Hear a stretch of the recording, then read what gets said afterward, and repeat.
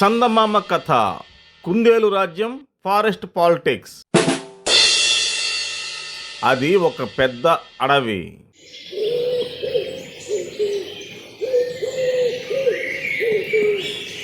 ఆ అడవికి రాజుగా ఎప్పటినుంచో మృగరాజైన సింహం ఉంది. ఒకసారి జిత్తులు మారి నక్క సింహాన్ని రాజు పదవి నుంచి దించేస్తే బాగుంటుందన్న ప్రచారాన్ని అడవిలో మొదలుపెట్టింది. కొన్ని జంతువులు నక్క చేస్తున్న ఆలోచన బాగానే ఉంది అని మద్దతు ప్రకటించాయి. ఈ విషయం ఆ నోట ఈ నోట చేరి చివరికి సింహాన్ని చేరింది. దాంతో సింహం జంతువులన్నింటినీ సమావేశపరిచింది. నేను చాలా కాలం రాజుగా పనిచేశాను. ఇప్పుడు నేను ఈ బాధ్యతల నుంచి తప్పుకోవాలని అనుకుంటున్నాను. అడవిలో కొన్ని జంతువులు నన్ను పదవి నుంచి దించేయాలన్న ఆలోచనలో ఉన్నట్టు తెలిసింది. వాళ్ళు దించేయకముందే నేనే తప్పుకుంటే గౌరవంగా ఉంటుందని భావిస్తున్నాను. నేను రాజుగా ఉన్నా లేకున్నా అడవికి పెద్ద తేడా ఏమీ ఉండదు అని అంది. తన పదవికి రాజీనామా చేసింది. దాంతో అడవిలోని జంతువులన్నీ అడవికి కొత్త రాజును ఎన్నుకోవాలని నిర్ణయించుకున్నాయి. ఈసారి ఒక కొత్త రాజును ఎన్నుకోవాలి, హింస లేకుండా గందరగోళం లేకుండా పాలించే రాజు కావాలి అని జంతువులన్నీ ఏకగ్రీవంగా నిర్ణయించాయి. జంతువులన్నీ కలిసి కొత్త రాజు కోసం చర్చ మొదలు పెట్టాయి. మొదట ఏనుగు తొండం ఊపుకుంటూ ముందుకొచ్చింది. నన్ను రాజుగా నియమిస్తే ఎవరికైనా కావాలంటే నా తొండంతో చెట్లను విరగొట్టిస్తా, అంతేకాదు ఎవరికైనా తినడానికి అరటిపళ్ళు ఉచితం అని ప్రచారం చేసుకుంది. కానీ పులి వెంటనే స్పందించింది. ఏనుగంటే పెద్దదే, కానీ ఏం లాభం? ఎక్కడికైనా గుణాగుణ నడుచుకుంటూ వెళ్లేలోపు ఏడాది గడిచిపోతుంది అనంది. ఎలుగుబంటి కూడా తన ఆశను బయటపెట్టింది. నన్ను రాజుగా చేస్తే అందరికీ తేనె తెచ్చిస్తా అంది. దానికి నక్క అడ్డుపడిపోయింది. నువ్వెప్పుడు నిద్రపోతా ఉంటావు, నువ్వు పరిపాలనకి పనికిరావు అంటూ మోకాలు అడ్డుపెట్టింది. దాంతో జంతువులు తమలో తాము తీవ్రంగా చర్చించుకున్నాయి. ఈ రకంగా అందరూ డిబేట్ చేసుకుంటుంటే జిత్తులు మారి నక్క ఒక షాకింగ్ విషయాన్ని ప్రకటించింది. ఈసారి కొత్తగా ట్రై చేద్దాం, మన అడవికి రాజుగా కుందేలు నిలబెడదాం అంది. ఆ మాట వినగానే జంతువులలో కలకలం రేగింది. ఏంటి, కుందేలా మనందరికీ రాజా అంటూ అడవి మొత్తం షాక్ అయింది. కుందేలు ఎప్పుడు పని పాటలు లేకుండా పరిగెత్తుతూ ముక్కుతోనే క్యారెట్లను భూమిలోంచి తీస్తూ ఉంటుంది. అంత చిన్న జంతువుని రాజుగా పెడతామా అని గాడిద ఆశ్చర్యపోయింది. కుందేలు కూడా మెల్లగా తలదిప్పి నేనా రాజునా అంటూ ఆశ్చర్యపడింది.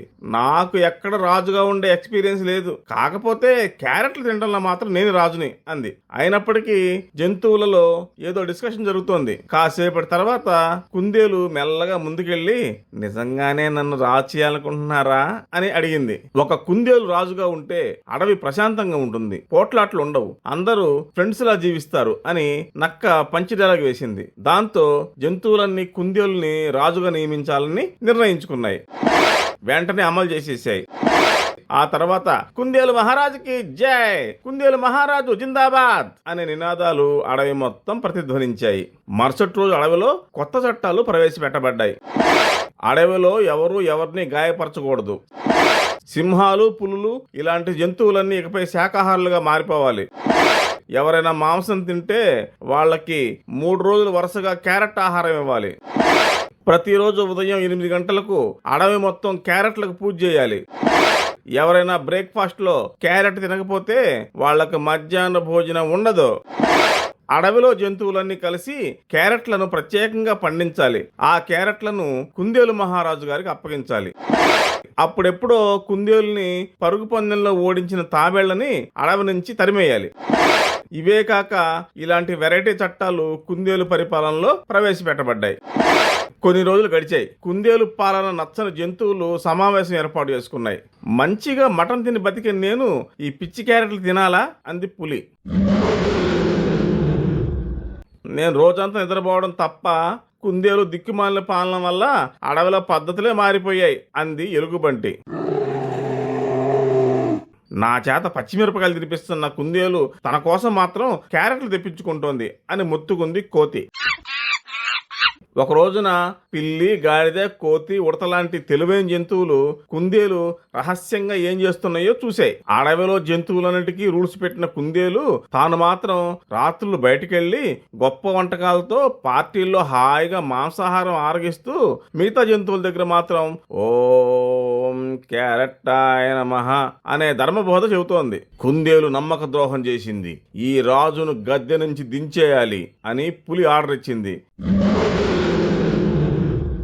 మిగతా జంతువులు కూడా మద్దతు పలికాయి. కుందేలు తాను చేసిన పొరపాటు ఒప్పుకుంది. నాకు రాజుగా ఉండడం కష్టమే, నేను తిరిగి నా గుహలోకి వెళ్ళిపోతా అంటూ పారిపోయింది. జంతువులన్నీ కలిసి సింహం దగ్గరికి వెళ్ళాయి. తమను క్షమించమని కోరాయి. అడవికి మళ్ళీ రాజుగా ఉండమని ప్రాధేయపడ్డాయి. మొదట్లో బెట్టు చేసినప్పటికీ జంతువులన్నీ కాళ్ళావేళ్లా పడ్డంతో సింహం అడవికి రాజుగా ఉండడానికి ఒప్పుకుంది.